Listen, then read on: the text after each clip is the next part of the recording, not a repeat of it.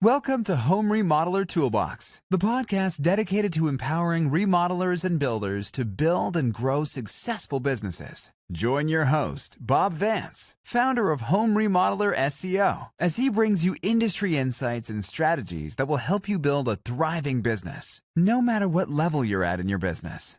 Whether you're a thriving multi-million-dollar business or you're working on building your business from the foundation up, this podcast is your go-to source for industry secrets and actionable strategies that you can implement in your business to get to that next level. So, turn on, tune in, and let's help you build your business foundation one building block at a time. In today's episode of the Home Remodeler Toolbox Podcast, we're joined by one of the most respected minds in the home services industry, Al Levi, the creator of the 7 Power Contractor framework. Al spent over 25 years working in every corner of his family's plumbing, heating, cooling, and electrical business on Long Island, New York. By the time he was 48, he had built such solid systems that he was able to retire, confident that his business would thrive without him. His legacy? The 7 powers, which include planning, operations, staffing, sales, marketing, sales coaching, and financial power, a framework that has transformed thousands of contractors' businesses across the U.S., Canada, Australia, and beyond. If you're ready to stop being the bottleneck in your business and start building a company that can run smoothly with or without you, this episode is for you. Everyone, and welcome to the Home Remodeler Toolbox Podcast today. Looking forward to jumping in today with Al Levi of the 7 Power Contractor. Al, welcome to the show today. Thank you. I appreciate the opportunity to talk with all of my friends out there in the home remodeling business. Absolutely. That sounds great. I'm looking forward to some of the insights that you have to share. I know you've been doing this for a long, long time. You've got some great systems you've built, great company, the 7 Power Contractor. But before we jump into that, can you go back and give us a little bit of your history on where you started and what led to starting the 7 Power Contractor? Yeah. So as quickly as I can, business was started in 1936 out of my grandfather's gas station. My dad and uncle then grew it once they got back from World War II to be fuel oil heating. And for those who are not in the Northeast, fuel oil heating is like propane. And then my brothers and I showed up in the late 70s, early 80s, 2 older brothers. And we got busy running the business. And our mantra was, hurry up, work hard, maybe the money will follow. And the good news is the money did follow more, but it was like, pretty silly way. Also, if any of you recognizing, third generation, I was born into the business. By the time you're 8 or 9 years old, you're cleaning toilets, sweeping up floors, riding along with dad or my uncle. It's pretty much in your bloodstream. I did go off to college. I did get an engineering degree, of which I never practiced one day in my life. And even when I was in engineering school, I was still working 6 months a year when I was not in school, because there was no such thing as a spring break or time off. Right. Yep. They've got you working for that cheap labor, right? Yes. Yeah, I did the same thing growing up in my father's business, and that's what kind of kicked me into the blue collar world to start with as well. And so what all did your family company do, from heating to plumbing, AC? Yeah, so originally we were in fuel oil heating, like I was mentioning before, which again, think propane. We did residential, commercial, industrial. We did all the service for these companies because it was kind of a package of, if we deliver the product and you burn it, then we deliver it, we make money, and part of that was to do service. But what I realized when I was in probably around 1990s, that our customers were beginning to ask us, well, we love you. Can you do, my air conditioning? Can you do my plumbing? Can you do my electrical? And we're thinking to ourselves, well, life's pretty good this way. I have my summers off. Do I really want to do that? And what I realized is, if I said no, that I was putting my competition in my own customer's basement and we would be locked out. So the good news is we had already figured out how to systematize the heating business. It really started with org charts and manuals. And I had to spend $150,000 of my company's money so that we could do that, because I had for years and years tried to put my operating manuals together. People use the term SOPs and operating manuals as they are the same thing. They are not. SOPs, standard operating procedures, are basically checklists.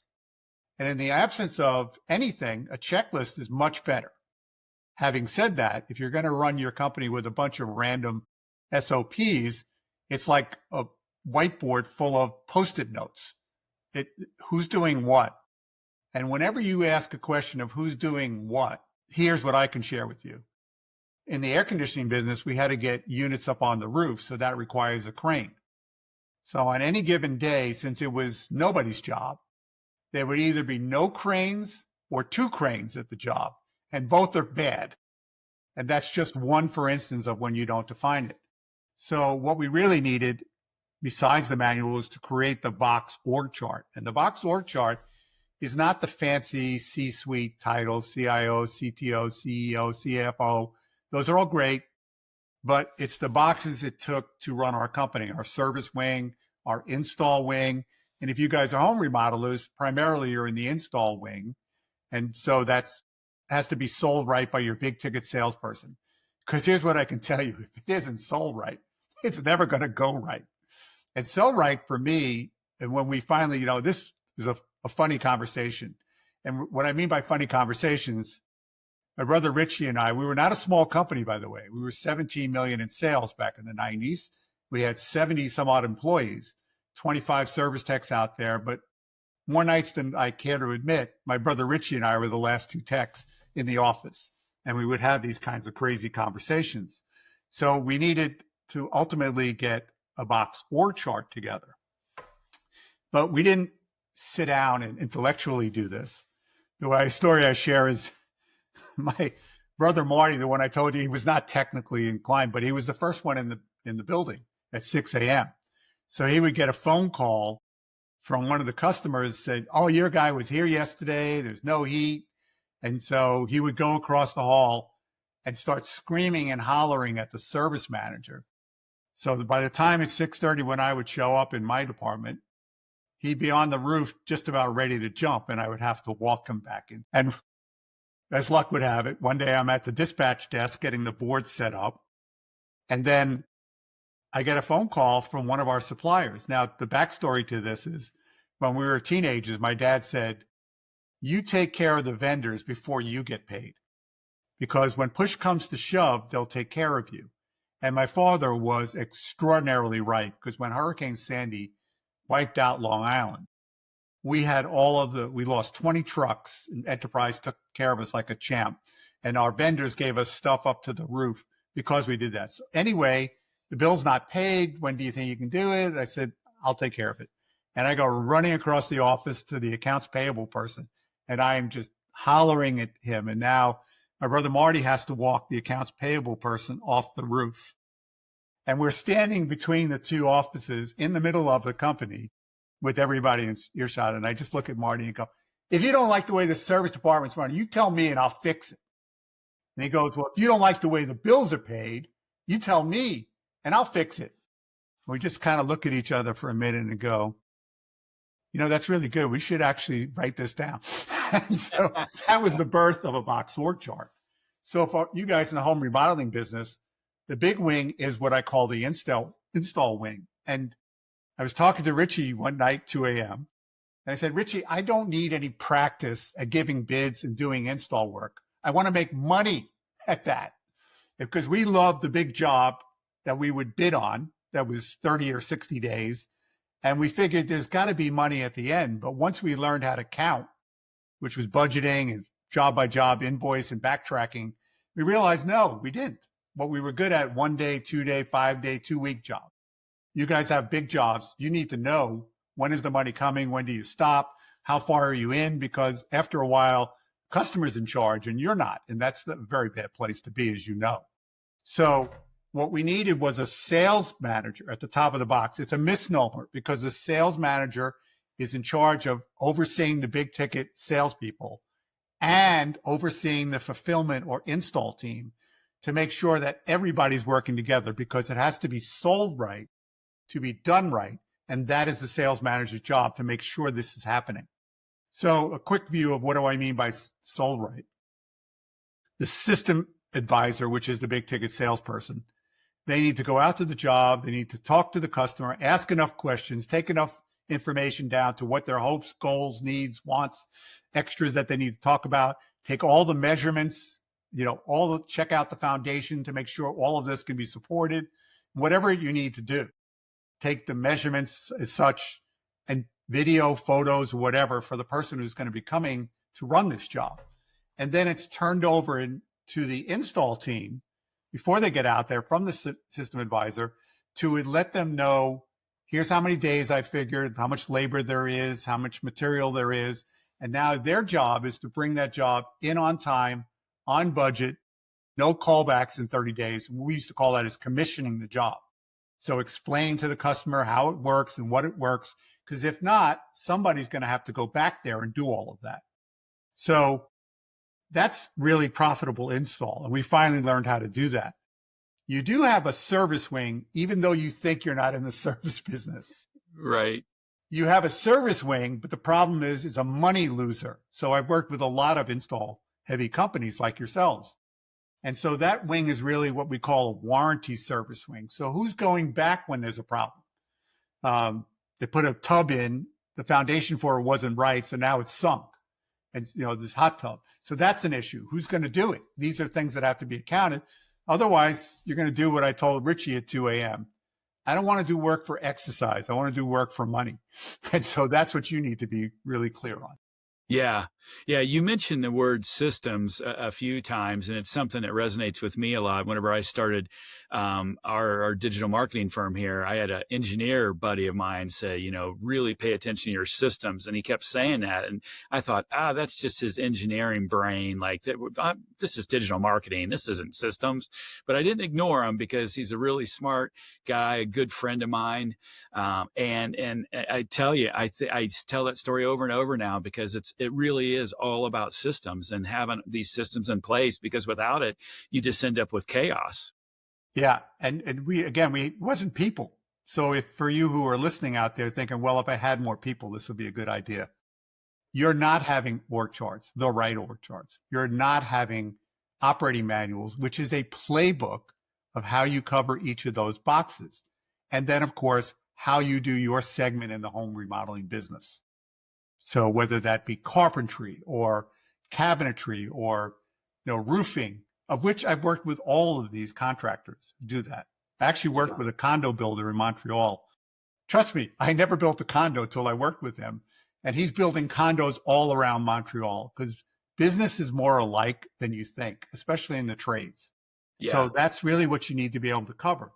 And you might think that what I will share with most of you, because you're busy. I get it. I was busy. Understood.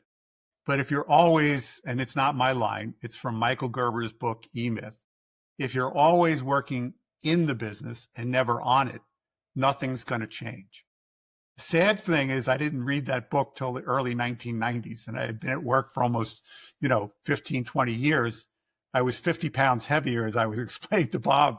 And because I was eating my stress, I was making a lot of money. But fortunately, I had good industry friends who said, you got to pull up, you got to change your habits, or you're going to be a really rich, dead young guy. And that was not a good goal. Yeah. So yeah. I took the medicine. Now, that doesn't mean that you don't work in the business. I never stopped working in the business. One of the org charts I talked about, but the second org chart, once you get that down, is called a depth chart, EPTH. And basically, it's like a football game. So if the center gets hurt, we don't stop playing football. Somebody's cross-trained to step in and do that role. Well, how well do we do it at our company? Because if you're the guy in all of these boxes and nobody's cross-trained, please don't get sick, don't quit, don't die, because all of it's going to fall apart. And very common in partnerships like even ours, which was Marty's the financial guy and Al's the marketing guy. And that's great. What happens when Al's on vacation or something else? Nobody knows what to do. So the depth chart is cross-training. And once you have manuals or playbooks, it's so much easier to have cross-train in depth. and depth is a delicious thing to do. And what I was saying to people about being small, or you think you're small, understand that without org charts and manuals, you are unconsciously keeping yourself small because you're thinking, I can only control what I can control. And you're right. But if you systematize things and create a platform, it's very funny how we forget certain things. Yeah. We're in the home remodeling business as an example. Who should know better than us about nothing goes right unless we have a foundation that can support everything we want to do? Right. I would go to customers' houses, and I was there, doing they wanted a master bathroom. And I said, great, I need to go down to the basement. They go, but I want the master bathroom on the third floor. And I would say, I totally hear that. But if the stuff that's in the basement can't support what you want on the third floor, it's not going to work. So I will start there and we will end up where you want to go. But we don't take our own medicine, and we don't understand that, foundationally. So what I talked about, and that's what I'm known for today, is the 7 powers, is these 7 powers are the building blocks or the very strong foundation that really makes a difference for you to. Now, I worked with 2 types of companies for the last 20 years in my second career here. And it was companies that had grown fast and they were losing money or they were making money, but it was just chaotic. So one of the companies is a garage door company. At the time I came in 2017, and by the way, this is all public knowledge. I'm not telling secrets here because he talks about it all the time. He was 15 million in sales. So he knew how to make the phone ring. But every time the phone rang, it was gasoline to a fire because they didn't know how to answer the phones, dispatch, techs weren't knowing what they were doing. It was just a mess. Everything was chaos. And the more the phone rang, more the chaos. Plus, he was losing money. So my job was to systematize the business, to stop losing money, start making a lot of money. And today, I'm happy to say he's 250 million, making tons of money and nationwide. And that really is all built on the back of systems that got put in place. And there's systems for all 7 of the things I'm talking about. Yeah, I think most contractors, remodelers, GCs, they start with a hammer instead of a handbook. They don't have those systems in place. And that's what you built. And that's what allowed you to retire early and to create the 7 Power Contractor. So let's jump into the 7 Power Contractor. Tell us, what that system is and what are those 7 powers? So it's planning power, operating power, staffing power, sales power, marketing power, financial power, and sales coaching power. Those are the 7 powers. And in my book, which is the 7 Power Contractor, I don't need the money from Amazon. By the way, Amazon takes all the money.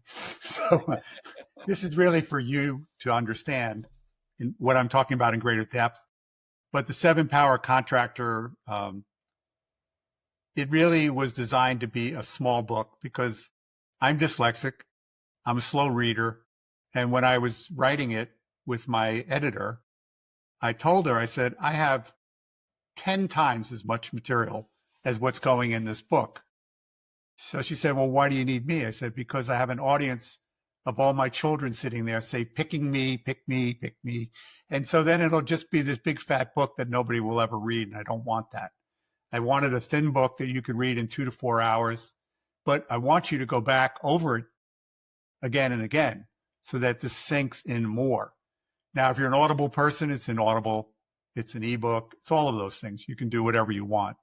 But I go into depth, and what I really start with is first planning power.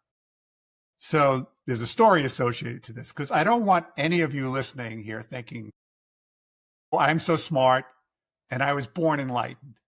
No, I wasn't. I was not. Even though I had, great mentors, and of course my dad was my best mentor, but I still walked along the path and fell into every hole that a contractor can fall into. The only credit I will give myself is when I crawled out of the hole, I said, wow, that hurt. I'm not going back in that hole because there's still plenty of holes ahead. And the sad story is I've seen so many contractors, I've worked with so many contractors who continually fall into the same hole. You got to break that habit. And that is a personality habit, your personality habit. And the same is for me. I had the same personality habit of not dusting myself off, putting in place what I needed to minimize or totally eliminate falling back into the same holes. That's really where you make your progress. So planning power really was, when I was only in the heating business at that time, it came on a freezing cold day and I had a very urgent project thing that I needed to get done. And I literally went to every desk. Remember, there were 70 some odd employees. I'm going to every desk, I need help. And every one of them was too busy. So finally, I just blew a gasket. I said, well, grab whatever. Now, be aware, this was the 90s. I said, grab whatever paper it is and meet me in the conference room. And in the conference room, we just piled it all up in this giant pile in the middle of a conference table. And we started to dig through it. And here's what we learned. Two people were working on the same project and neither one knew the other one was. Other people were working on a project or habit to get in place that they thought was critically important to me. And I had zero idea that they were working on it because I don't know where they got that idea from, but it wasn't me. So we finally deciphered this pile. And what we arrived at and what I have taught clients for 20 plus years is think of a funnel. At the top of the funnel is the master project list. So every great idea that you get after you hear this great idea goes to the top of the funnel. And it's typically, when I would work with clients to bring me in this planning power, was typically around 125 projects and habits. They're not all projects. Habits are like learning how to do steps of delegation, steps of corrective action. There's a lot of habits that have to get put in place to change your company. So they all go to the top of that funnel, and that's what you want to get done in 3 to 5 years. So how do you move down this list from this big thing is you take a strainer called biggest problem or challenge fixed or greatest chance to grow and be profitable. And it takes you down the funnel to the top 30 list. And those are the projects and habits that you would do within 1 year. Having said that, I don't care how big you are. I don't care how many people you have, how much money you have. No one can effectively work on 30 projects or habits at the same time. It's just more chaos. So you take the same strainer, fix biggest problem or challenge, greatest chance to grow and be profitable, and you arrive at the top 5. Don't pick 5 monster projects. And don't put a project in there that will never go away. For example, you go marketing. Well, aren't you always going to be marketing? So what you would say is a targeted PPC campaign, because that's a thing that can get done, or a LSA or something of that nature where you can get these things done and then you can roll the next things in. So how you choose your top 5 and name that is important. And then you move that top 5. Basically, every week, you and a couple of key managers are working on your top 5, a minimum of 1-2 hours a week. And if you tell me you don't have the time, then my question is, if you told me these top 5 are going to fix your biggest problem or challenge or greatest chance to grow and be profitable, you tell me what you were doing this week that was more important than making these come to life. So that is my tip here. Be aware. I really am empathetic to you. I'm not kidding, because I thought I had a billion ideas. Back in my day, there were webinars and seminars, and there were a few events to go to, and we had a circle of friends, so you would pick up ideas, and trade magazines were very big. I ultimately ended up writing for Trade Magazine. Today, I can't pick up my phone where there isn't 5,000 Facebook groups, industry groups, social media of every form and type. There's events from every guru out there. And the problem has always been since the internet came along. How do you know you're listening to a genius or an idiot? And the answer is it's hard. Now, if you have testimonials and enough of those testimonials from clients like you saying how great they are, you have a better chance at it, which goes to another thing. I'm not up to marketing. But if you don't have time to get great video testimonials from your customers, my question is, what are you doing? Because it's not the words you use when you're there to complete a sale or even in your marketing. The only words we should know if we're any good at sales is the words that leave the customer's lips. So we as customers don't want to be a guinea pig, and that's for anything. We want to know who is somebody like us lives in an area somewhere like ours that's saying how great you are. So put that aside for a minute. Planning power. Then the next thing is operating power, which is these org charts and operating manuals, which are playbooks, not SOPs, and getting them in the culture. And that is a trick in that you need to edit them. You have to go after the 80% of what goes on, not the weird 20. And you cannot chase perfection.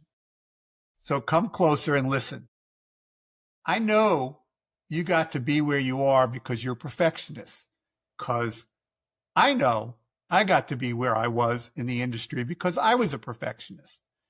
But it's good and bad, because if you're always waiting for perfect, nothing's going to get done.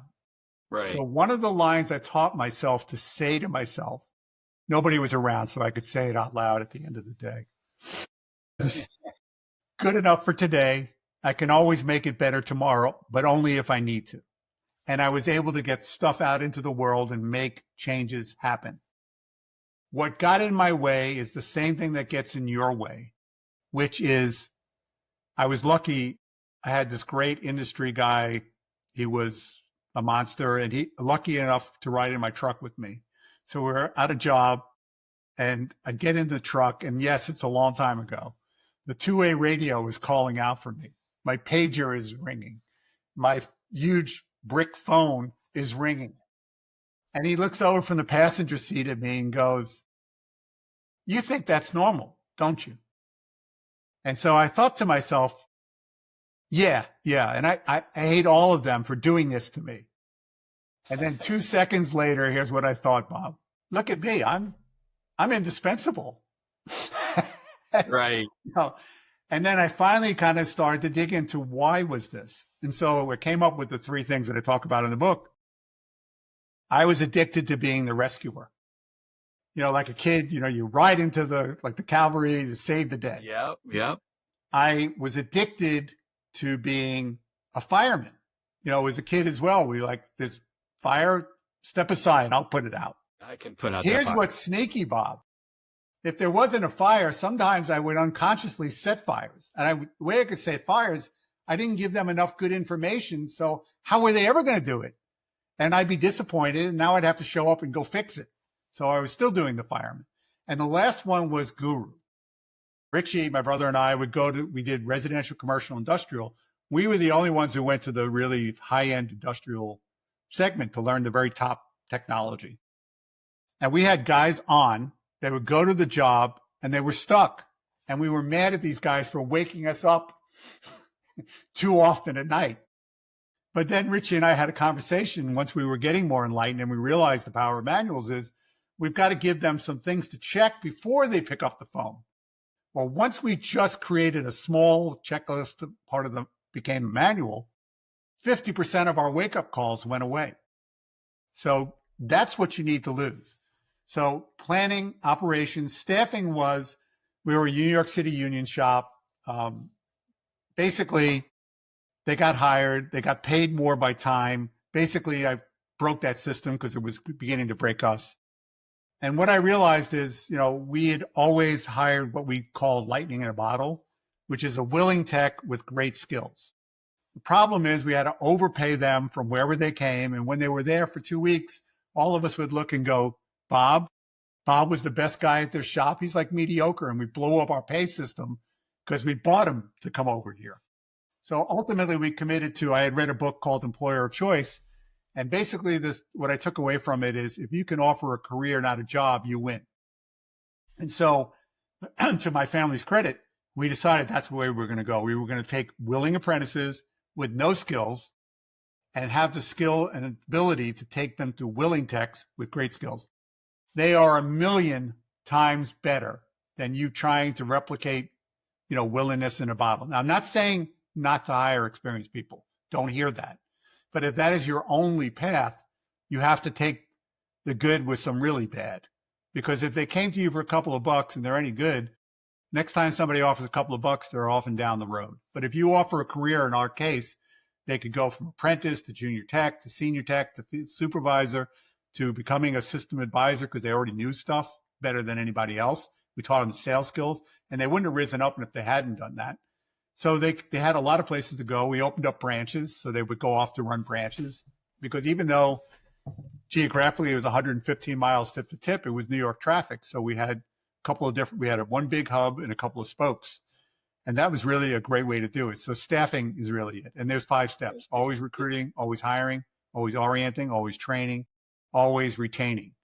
And retaining is the one that will bite you, my friends, because we think they're on the team. We think they're on the team until they're not. And when they stand at your door at 5 o'clock, hey, we got to talk, you already know what they're there for. And now you have to try and buy them back. And there's always going to be hurt feelings. I actually learned a really good trick, which was, instead of being always blindsided, I made it a point once a month to have a stand up, just pass you in a hallway or someplace. And I would look at you, and particularly your eyes, and go, Bob, tell me what's going right, what's going wrong, what do I need to know right now? And it wasn't even so much what you were saying. It was the enthusiasm to share, or you avoiding my glance kind of clued me into, you're either on board and excited, or you have a foot out the door. And if I'm going to save you, now's the time to do it. Yeah.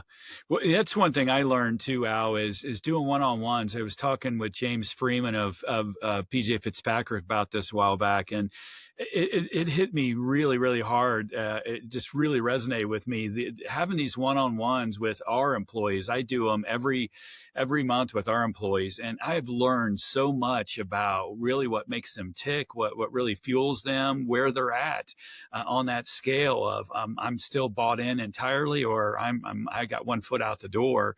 And I found that I'm getting a lot of great feedback from employees too, that they really like having these talks. So you really have to, invest that time, but it really will pay off when it comes to that client retention or employee retention. Cause that's one of the, the biggest things that can hurt your company is losing your employees over and over again, having to train and all the money. It's so expensive, and it's also dangerous. Yeah. Yeah. Yeah. But if you follow the model that I'm talking about, another concept that I learned from being out in the world with, some good organizations, was that you really need to get your employees what we call released. So what does released mean is, if you're an accounts payable person, your primary thing is paying vendors, paying taxes, paying payroll, or preparing it. I can have a manual, and then I'm going to hope you've read it and gone through it. No, we go through it aloud together. And then I acid test it, which is, I'm going to do this task of paying a bill, and you're going to watch and read the manual. Then we're going to switch places, and you're going to sit in the chair and pay this bill, and I will watch as you're reading the manual. Then I'm going to go get a cup of coffee and come back and see how you do, because all I want to do is put a check. And the same thing goes for your carpentry, for your roofing, for all of these things. Until you get them to a point where you've seen it, now you know they do it. That's released.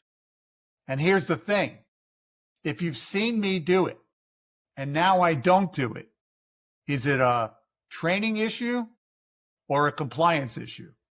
And the answer is, it's a compliance issue. I'm not training you again. So that gets to what we were talking about before, which is a WIFM. What's in it for me? They have to know the WIFM. So what do I get if I do? And what do I get if I don't? And if you're offering a career, my usual thing, which we were, I would go, Bob, tell me how your performance today, the way you're dressed, based on the manuals and based on the photo I have of you, all objective, so I know how to get dressed. How do you look like this photo today? And read for me on page 7 in the tech manual about how we dress. And so when I get done, I go, okay, so we're in step 1 of corrective action. When the door opens, all's forgiven. But here's what you have to ask yourself. If you want to really go to the next box higher and build your career here, how is performance like this doing that? Right. And that's really how I approach staffing. So we created a pipeline. During COVID times, when all of you guys are crazy and all my clients were crazy busy, because people stopped asking how much, and they really started to ask how soon. And I'm old, so I've seen these cycles, and you will get on the other side of it eventually. But my clients had all the staff they needed because they had the control of their own pipeline. You follow? And that is a world of difference. So that's what staffing's power is about. Sales power is really having a sales system. And mine was 5 steps. I originally was selling $1 million a year in 1995, when that $1 million was real money. And that was a part-time job for me. I had a million other jobs. I realized, what am I going to do? Work like, another 4 hours that I don't have in the week, or another day of the week that somebody's going to create the 8th day of the week? So I realized I had to systematize my process so that I could train 3 other guys to be what I call a system advisor and get them trained up so that they could follow it. Because even if I did all that, I could add $500,000 to a $17 million company. But if I could train 3 guys to go out and do $1 million each, I'm adding $3 million. Now that really has impact. So standardizing my forms, my templates, the measurements, the process from start to go, we started with a flow chart. Really, all of this should always start with a flow chart. The breaks and the rest of it. And then we documented it in manuals and training and associated systems. Back then in Excel forms and things of that nature. And today more of the software can create a lot of it. But you still have to be able to know all of the lights. It's unfortunate, but if in the old days with Christmas lights, it was a great analogy, because if one light is blown, they're all out. Right. Today it's a little different, but that's really a good way to look at this. One misstep throws the whole chain. So you need to know what the workarounds are and the rest of it. So sales system is basically a 5-step. I don't care if you have a 3-step, 5-step, 7-step, 10-step, but if you have more than 10 steps, the chances are that your team will ever do those steps over and over and over again the way you want them to is highly unlikely. Yeah. Like having a punch list that's 19 pages long. Yes. You're not going to go through the whole punch list. Yeah. I was talking to him about a client who was in the SAO business, and he was messing up our company, my franchise business.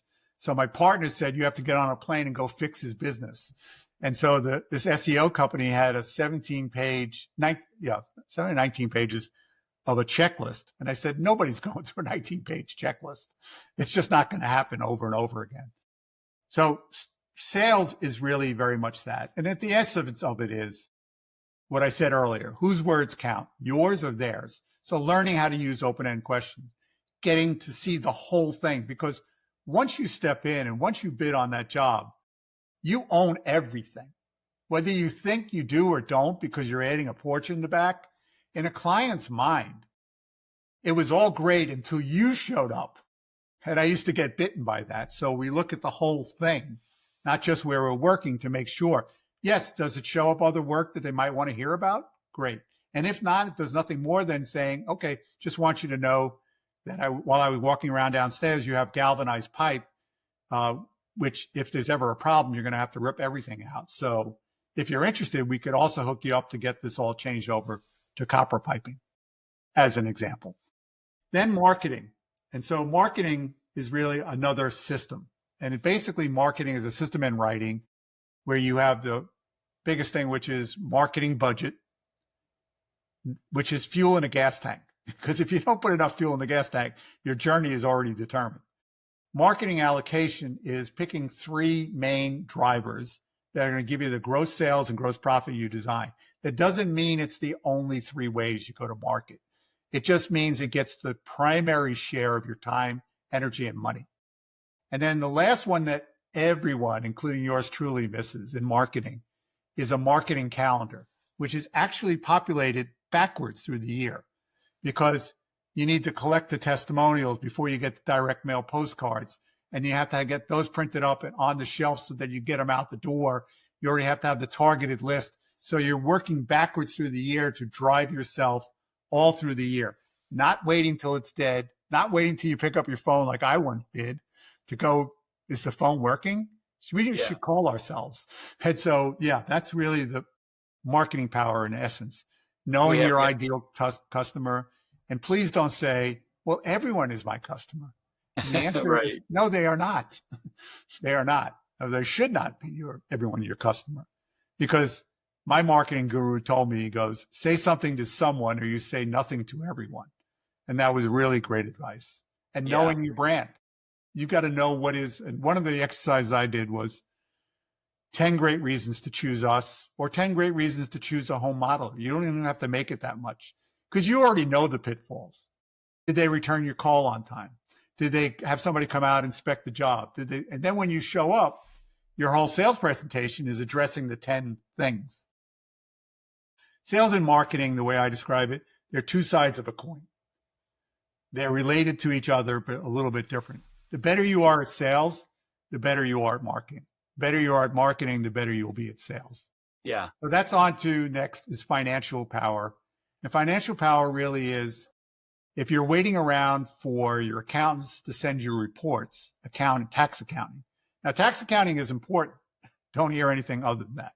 Their job is to keep you on the right path, keep you out of jail, minimize your taxes, delay taxes, all good stuff. But if you think you can run your company on that, that's very, very difficult and misleading. So what Ellen Rohr, R-O-H-R, teaches is really learning how to budget and come up with real world financing so that you know in the moment where you are all the time.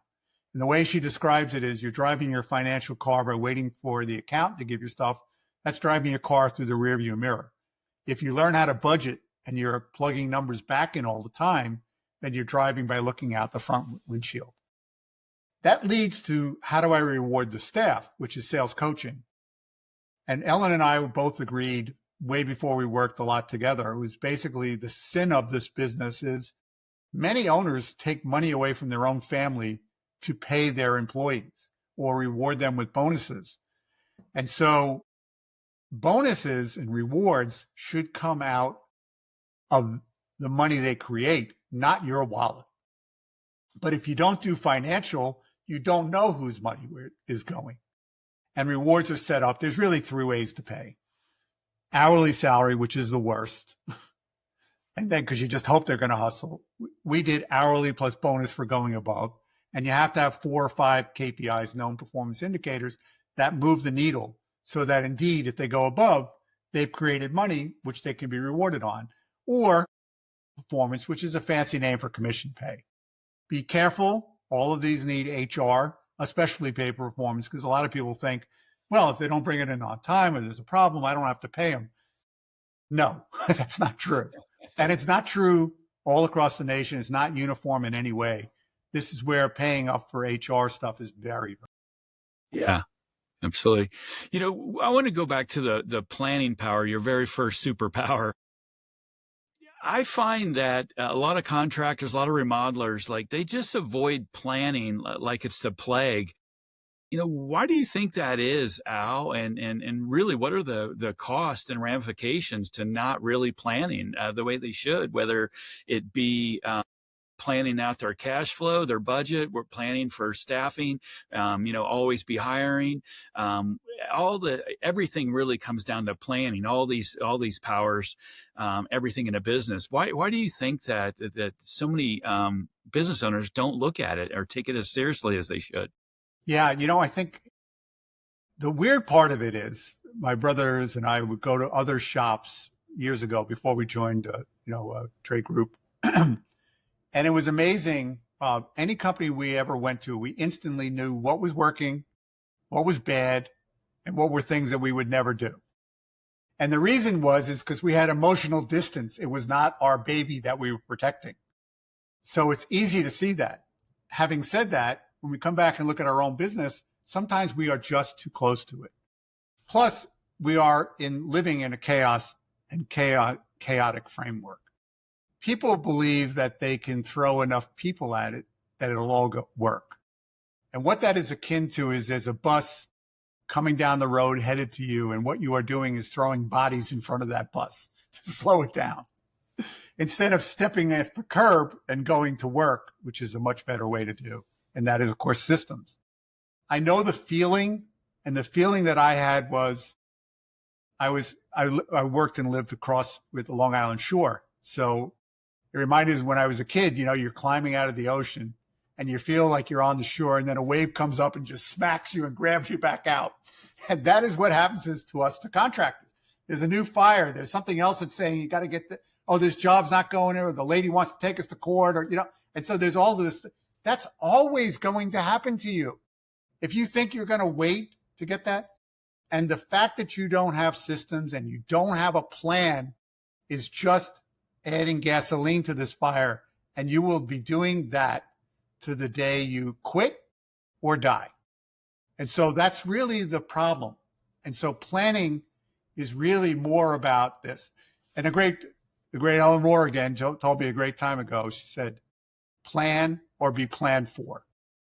And that is what we do by avoiding having a plan. And it's as simple as what I was sharing is the master project list, the top 30, the top 5, the way I described, and then dedicating the time to work on the top 5, no matter how crazy your week is, at least 1 2-hour block a week.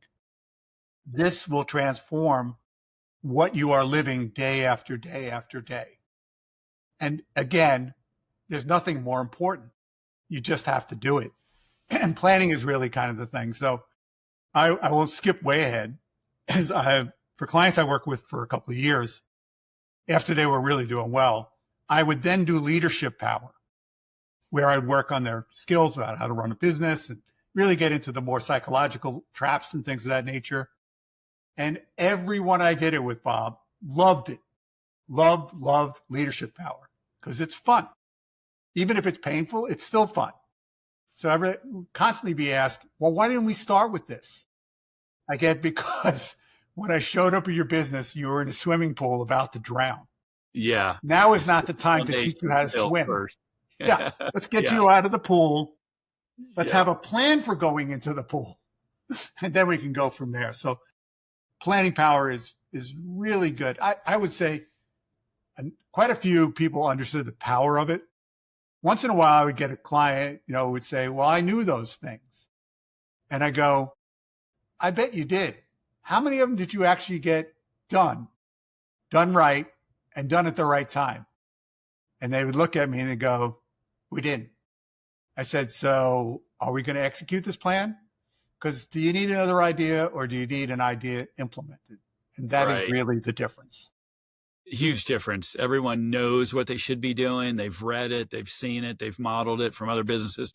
But do they actually implement? Do they actually do it? And that's, one of my favorite sayings is, if you fail to plan, you plan to fail. I do love that one. For me, though, it's really working on the right thing at the right time and the right way. So those are the 3 rights of planning. Yeah. Absolutely. Of all the 7 powers that you really put a lot of focus on with your program, which is the one that you think that contractors really struggle with the most? I think, they struggle most with staffing, because what they want, and again, I'll tell another Richie story. At 2:00 in the morning, he tells me, he goes, why don't they do this? And why don't they do that? And I was really exhausted at this point. And I go, Richie, if they could do all of what you just rattled off, why would they be working here and not down the road in the business for themselves? And Richie, what you really want is a clone. You want a clone of yourself. And unless you know how to make clones, they're not coming. So we get the whole employee, not the part we want. We get the whole employee, and we have to learn how to deal with that. Now, it was easier once we switched the model to willing apprentices with no skills and taking them all the way to willing techs with great skills, instead of constantly rewiring industry retreads, hoping that we could rewire them and make them go.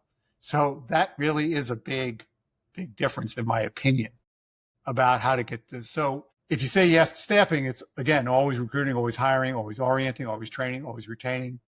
But it's also having the systems and creating and getting them trained up here, where they're in a hands-on training center, so that you can get them trained off here. But you can't do that right if you don't have the operating manuals. And how do I know? Because I built the wrong hands-on training center, because my brother and I were we were 30 years old. Guy's on the stage and he's telling us the average age of the tech is going to 50. And when you're 30, you start thinking about a tech being 50 years old and you freak out. So we got busy. We built a hands-on training center.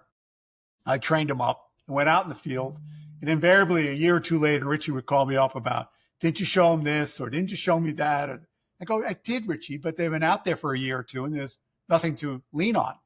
So we backed up and wrote the manuals, which cost our company $150,000 at the time. And they were a fraction of what is in today. And when we got done and we looked at the manuals and then we looked at the training center and we go, oh my, we built it all wrong. And the reason it's wrong is because the manuals, the tasks you do, is the way that the training center has to be. And it has to be built to feel like they're actually doing the work that they're doing. And then the training system is the training, learning how to become better trainers, and training curriculum, which is the bridge between manuals and staffing. And once we got that together, then yes, we took off. Yeah.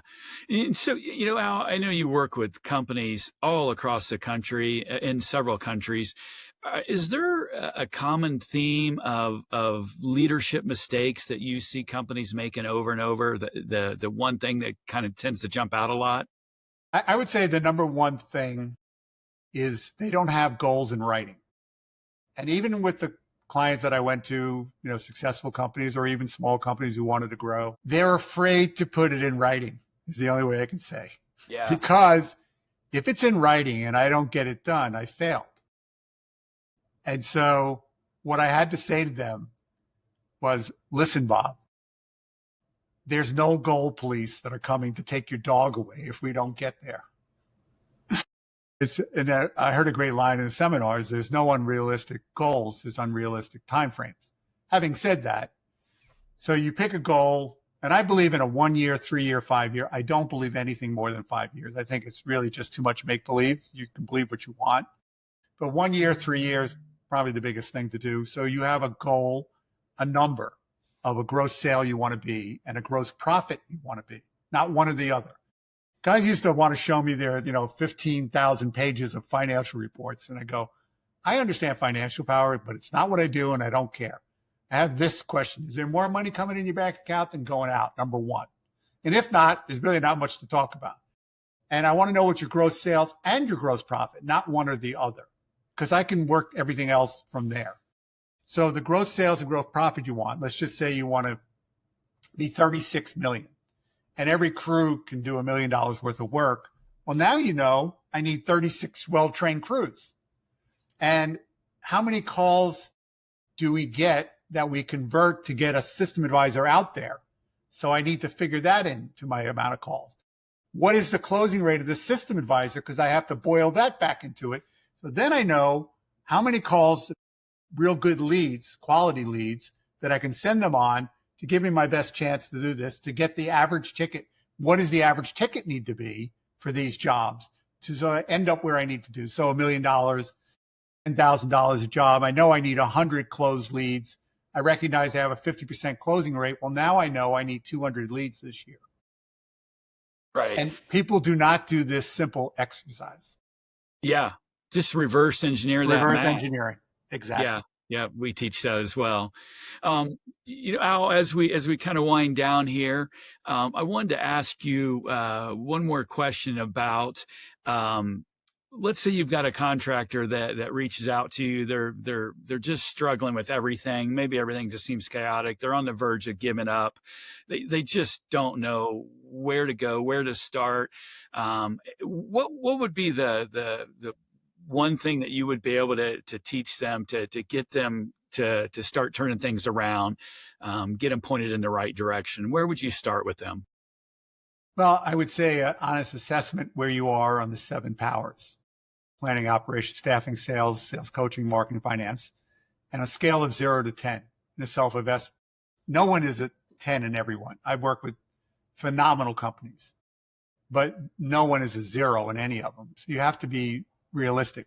And if you can't do it, what do you need to do to improve yourself? What do you need to do to bring in outside help and things of that nature to be able to do it? I think that's really a very good first place to go. And I think the second one is, many of us who came in a family business, we feel the pressure that this has got to work because I've got a family legacy, or, I spent so much money. And I'm not trying to be cruel or anything, but the answer is, and Ellen used to tell these guys, she's very sweet. She goes, no, it doesn't have to work. And the lesson I said to them, listen, we drove big trucks. And one of the first things we taught them in the Northeast is when you're in a snowbank, take your foot off the accelerator because you're just digging deeper. So what I mean by that is pick a 1 year out or somewhere put a date on the calendar that you are objectively either turning more cash flow positive. You've put more people in because that objective date will come up and then the truth will hit you that it either is or isn't. And then you have to act accordingly and get past what's the famous line? Denial is not just the river in Egypt. Right. Well, I like you said the truth will hit you. And the first thing I thought of was the truth will set you free. Well, it will set you free. That's a good way to say it. But yeah. It's going to hit you. Yeah, it's going to hit you. Now you have to face that. I was told a good one. Ellen said to me one day, she goes, God uses a feather first. And if you're not paying attention, he uses a brick. That's so true. So true. You get some subtle hints and then you get some more obvious hints here if you're not on the right path. Absolutely. Great stuff, Al. Really appreciate you coming on the show. I know we could talk for hours here. I know you've got a lot of great insights to share. If some remodelers, contractors, any of our listeners out there want to get in touch with you to get some help, get some advice, guidance to get going in the right direction, how would they reach out to you? Yeah, so the best thing to do is to go to my website, the number 7, powercontractor.com, 7powercontractor.com. And on that website, there's a lot of free information. I've got a ton of blogs. You click on the blog tab. And they're all sorted out. So there's a lot of, great information. Yes, it's mine, but it's been learned over a lot of years and a lot of people, and it's put in place. And no one of you is a guinea pig to me. I don't do one-to-one consulting. I do have my programs online. So the next tab is the products page where you'll see and learn about the book, and that'll direct you out to Amazon. And then there is the first program, Signature Operating Manual System, which is the org charts and manuals. And then the second program that builds on the first, which is Signature Staffing System. There is a free Jumpstart guide, which is also helpful if you can sign up for that. And then if you really just want to connect with me, on the bottom right side, it says connect with me. If you want to have a free 30-minute Zoom call, it's not a sales call. And my goal is if, you want to talk about your business or, the issues you have or the programs after you've looked on the page, we can do that. So that's where I would direct you. All right. Awesome. Well, thank you for that. Thanks for coming on the show today, Al. You have been a wonderful guest, some great knowledge and insights out there. I think that can really help get some of our audience on the right path. So I really appreciate you coming on today. Thanks for the opportunity. Appreciate it, Bob. All right. And to all of our listeners out there, thank you again for turning on and tuning in to the Home Remodeler Toolbox Podcast. And we'll look forward to seeing you on the next episode. Take care, everyone. Hey, if you liked our podcast, join the remodeling community and hit subscribe. We would love to hear from you. So be sure to share your thoughts on what you might want to hear about in future episodes. If you're ready to take your business to the next level, visit homeremodelerSEO.com and check out our services that can help build your foundation for success. Thanks for tuning in to the Home Remodeler Toolbox Podcast, and we'll see you on the next episode.